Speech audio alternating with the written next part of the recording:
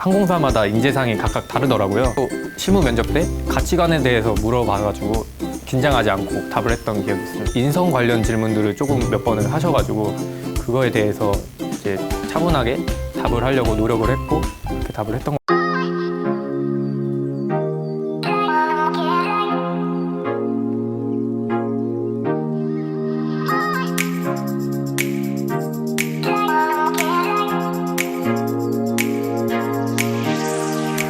아무래도 이제 FSC 항공사다 보니까 아직도 실감이 안 나더라고요. 제가 이렇게 대형 항공사에 들어가도 되나 싶기도 하고, 한편으론 이제 이렇게 기회를 준 만큼 열심히 해서 완벽한 항공정비사가 될 수 있도록 노력해야겠다 싶더라고요.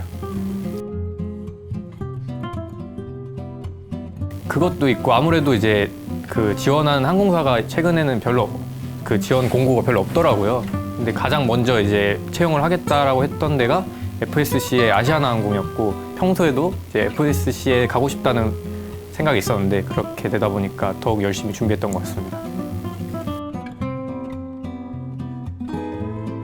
자소서 같은 경우에는 이제 앞서 말했던 동욱이 형처럼 이제 그 항공사마다 인재상이 각각 다르더라고요.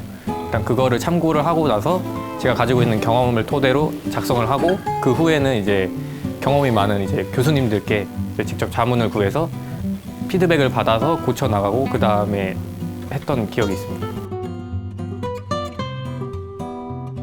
1차 면접의 분위기 같은 경우에는 같이 이제 면접을 준비하면서는 관련된 실무 경험 또는 이제 본인이 생각하는 뭐 가치관 이런 거에 대해서 많이 물어볼 줄 알고 준비를 했었고, 실제로 실무 면접 때 가치관에 대해서 물어봐가지고 긴장하지 않고 답을 했던 기억이 있습니다. 가치관 같은 경우에는 준비했던 질문에 크게 벗어나지 않은 범주 내에서 제 질문이 들어와서 덕분에 그거는 쉽게 답할 수 있었고요. 분위기 같은 경우에는 이제 아무래도 다 긴장을 하다 보니까 이제 농담 같은 것도 한 번씩 해주시면서 긴장을 풀어주시려고 하시더라고요. 그래서 그거 덕분에 긴장도 좀 풀렸었습니다. 최종 면접은 이제 실무 면접과 다르게 이제 그런 농담을 줘서 편안한 분위기보다는 조금 더 각이 잡혀 있고 좀 더 무거운 분위기로 했었고, 실제로 인성 관련 질문들을 조금 몇 번을 하셔가지고 그거에 대해서 이제 차분하게 답을 하려고 노력을 했고 그렇게 답을 했던 것 같습니다.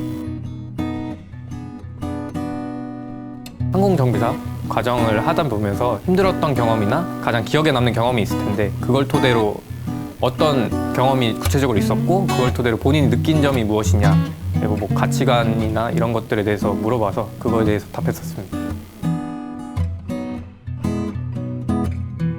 사실 건강검진이랑 1차 실무 때가 가장 긴장을 많이 했었는데, 저는 1차 실무 때가 가장 힘들었던 것 같습니다. 아무래도 인터뷰 그리고 이제 FSC라는 것들을 제외하고서라도 항공사라는 이제 기업에 면접을 하는 건 처음이어가지고 많이 긴장을 했었거든요.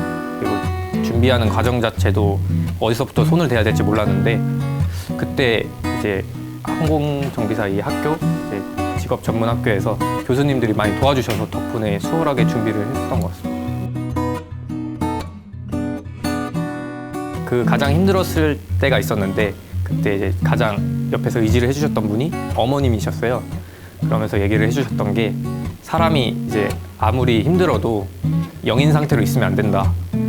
이제 곱하기 같은 기회가 오더라도 너가 0이면 아무리 곱해도 0이기 때문에 무슨 일이 있더라도 조금씩이라도 해서 너 스스로를 숫자를 키워나가면 언젠가 기회가 와서 곱하기를 해서 더 좋은 상황을 만들어낼 거다. 그러니까 열심히 노력을 해라 이런 얘기를 해주셨고, 그때 동기부여를 많이 받아서 조금씩 뭐라도 하자라면서 이제 생활을 하고 그거를 이제 마음속에 품으면서 지내다 보니까 이런 좋은 결과를 얻은 것 같습니다.